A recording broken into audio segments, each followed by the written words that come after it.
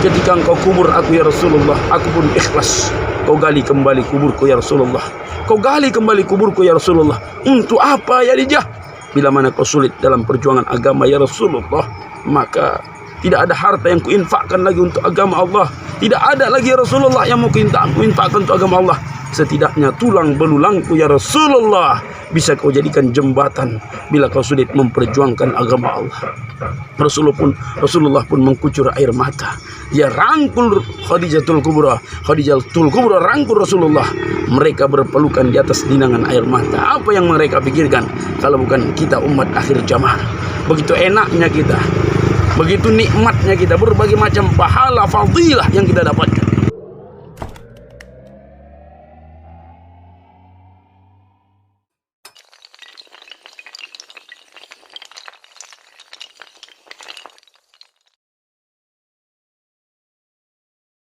Allahu Akbar, subhanallah, walhamdulillah, wa la ilaha illallah, wallahu akbar.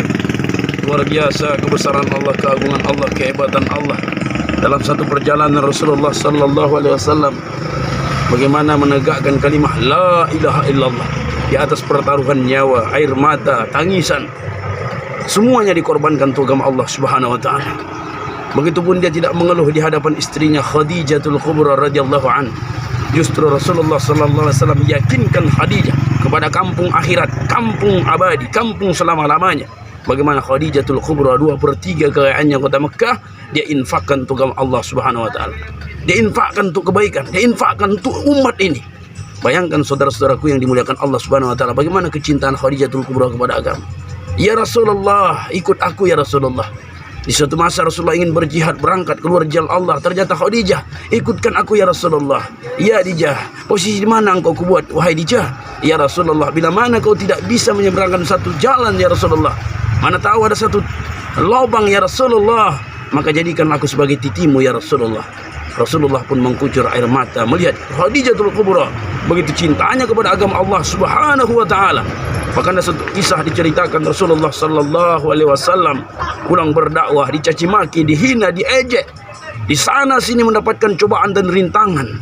Begitupun Rasulullah sallallahu alaihi wasallam tidak menunjukkan raut wajah yang duka, tapi menunjukkan raut wajah yang bahagia. Di depan istrinya ucapkan salam, assalamualaikum ya Khadijah. Waalaikumsalam ya Rasulullah. Khadijah pada saat itu memangku Fatimah yang masih merah. Dia letakkan Fatimah, dia kejar Rasulullah sallallahu alaihi wasallam. Biarkan ya Khadijah, tidak ada yang mau dimuliakan ya Khadijah. Biarkan ya Khadijah, tidak ya Rasulullah. Demi cintaku kepada Allah dan Rasulnya, biarkan aku menyambutmu ya Rasulullah. Biarkan aku menyambutmu ya Rasulullah. Dia pun langsung mencium tangan Rasulullah sallallahu alaihi wasallam, mengkecup bau tangan Rasulullah sallallahu alaihi wasallam. Ya Rasulullah, tidurlah di pangkuanku ya Rasulullah. Dia tawarkan satu tawaran yang tidak pernah, Allahu Akbar, dirasakan Nabi sebelumnya, sehingga Nabi SAW mendapat hiburan yang sangat luar biasa dari Bunda Khadijatul Kubra. Rasulullah pun letakkan pangkuan Khadijah yang begitu empuk, yang begitu nyaman. Khadijatul Kubra pun membelai rambut Rasulullah SAW, dibelai terus rambut Rasulullah sehingga Rasulullah pun memejamkan air mata, memejamkan matanya, sehingga Rasulullah SAW tertidur dengan pulasnya. Ibunda Khadijatul Kubra melihat bagaimana keadaan Rasulullah. Ya Rasulullah, di benak Khadijah membaca batinnya, di luar sana kau disiksa ya Rasulullah, dicaci maki untuk agama, dihina, diusir, tapi ternyata kau pulang ke rumah sedikit tidak menunjukkan raut wajah yang sedih. Justru kau bangga, justru kau mengucapkan kebaikan. Ya Rasulullah, luar biasa akhlakmu ya Rasulullah, ketinggian akhlakmu ya Rasulullah. Bagaimana seorang wanita kecintaannya kepada suaminya, dia khawatir bagaimana sepeninggalnya pulangnya dia ke hadapan Allah Subhanahu wa taala. Teman Rasulullah SAW berjuang, tapi karena cintanya kepada Allah Subhanahu wa taala, dia menginginkan bersama Rasulullah, tapi kekhawatirannya begitu besar. Andaikan aku meninggal dunia lebih awal daripada Rasulullah, siapa yang menemani Rasulullah SAW? Air mata pun terjatuh tepat di pipi Rasulullah SAW, sehingga Rasulullah tersentak dari tidurnya. Dilihat istri tercinta sudah berlinang air mata. Ya Khadijah, kenapa kau menangis ya Khadijah? Ada apa denganmu ya Khadijah? Sedihkah kau bersama denganku ya Khadijah? Tidak ya Rasulullah, seraya menghapus kepala Rasulullah sallallahu alaihi wasallam, membelai Rasulullah sallallahu alaihi wasallam. Tidak sedih bersama denganmu ya Rasulullah. Justru aku bangga, senang, bahagia bisa bersama dengan manusia yang dicintai Allah di langit dan di bumi. Tapi apa yang membuat kau sedih ya Khadijah? Ya Rasulullah, kata aku ya Rasulullah. Khadijah, ada apa denganmu ya Khadijah? Adakah karena hartamu habis untuk agama ya Khadijah? Adakah karena hartamu habis untuk agama ya Khadijah? Jangan kau sebut-sebut harta ya Rasulullah. Justru aku bahagia dengan harta yang bisa digunakan untuk Allah dan Rasulnya, dipergunakan untuk jalan agama Allah. Tapi ya Rasulullah, ampun aku sedih ya Rasulullah, di usiaku yang senja ini ya Rasulullah, di usiaku yang tak lama lagi di dunia ini, aku khawatir ya Rasulullah, aku lebih awal pulang ke hadapan Allah. Ya Rasulullah, andaikan aku lebih awal pulang ke hadapan Allah, meninggal dunia ya Rasulullah, maka aku ikhlas. Kau gali kuburku ya Rasulullah, kau siapkan lubang untukku ya Rasulullah. Ketika engkau kubur aku ya Rasulullah, aku pun ikhlas. Kau gali kembali kuburku ya Rasulullah, kau gali kembali kuburku ya Rasulullah. Untuk apa ya Khadijah? Bila mana kau sulit dalam perjuangan agama ya Rasulullah, maka tidak ada harta yang kuinfakkan lagi untuk agama Allah. Tidak ada lagi ya Rasulullah yang mau kuinfakkan untuk agama Allah. Setidaknya tulang belulangku ya Rasulullah bisa kau jadikan jembatan bila kau sulit memperjuangkan agama Allah. Rasulullah pun mengucur air mata.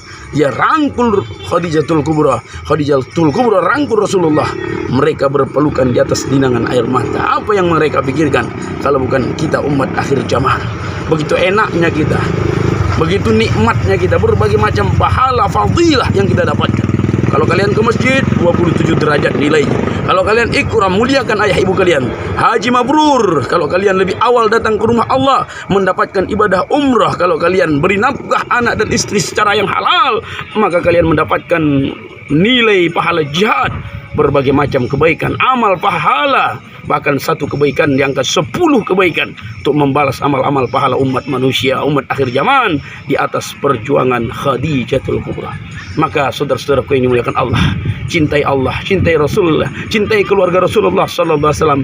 Bagaimana mencintai Allah dan Rasulnya dan keluarga Rasulullah? Kita ambil bagian dalam perjuangan agama ini.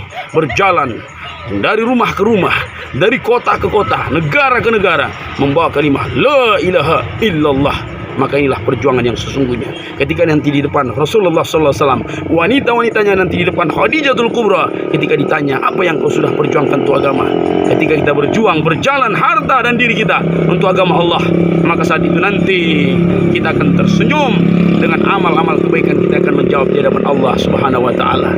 Ya Rabb, kata harta, aku sudah dipergunakan untuk kebaikan, untuk jalan jihad, untuk perjuangan agama. Begitu juga kendaraan. Ya Rabb, aku kendaraannya, yang mengangkutnya, membawanya ya Rabb. Benar, aku digunakan untuk Allah dan Rasulnya. Terakhir badan kita ini, ya Rabb, aku pun jasmaninya telah digunakan, dipakai. Kakiku, kakinya, tangannya, semua anggota tubuhnya dipergunakan berjuang, berjihad di jalan-Mu ya Allah. Sehingga banyak orang yang mendapatkan hidayah-Mu ya Allah. Sehingga banyak orang yang mengenal agama-Mu ya Allah, yang mengenal Al-Quranul Karim. Orang-orang taat kepada Allah di atas perjuangan dan pengorbanan mereka. Maka pantaslah mereka mendapatkan maqamam mahmuda, makom yang mulia di sisi Allah Subhanahu wa taala.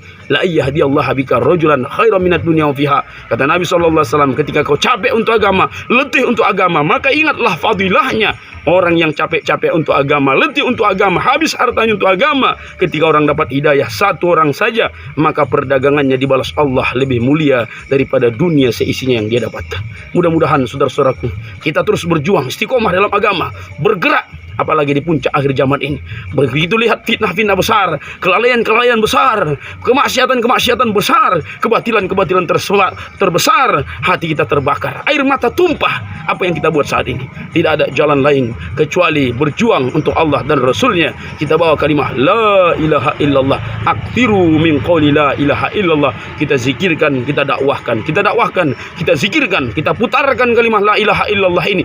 Insya Allah akan membuahkan hidayah Allah Subhanahu wa taala. Mudah-mudahan di atas perjuangan dan pengorbanan kita ini, anak dan cucu kita dijadikan Allah orang-orang yang berjuang di jalan Allah, sehingga nanti kita bersama di surganya Allah Subhanahu wa taala. Amin ya Allah ya rabbal alamin. Subhanakallahumma bihamdika asyhadu an la ilaha illa anta astaghfiruka wa atubu ilaik. Assalamualaikum warahmatullahi wabarakatuh.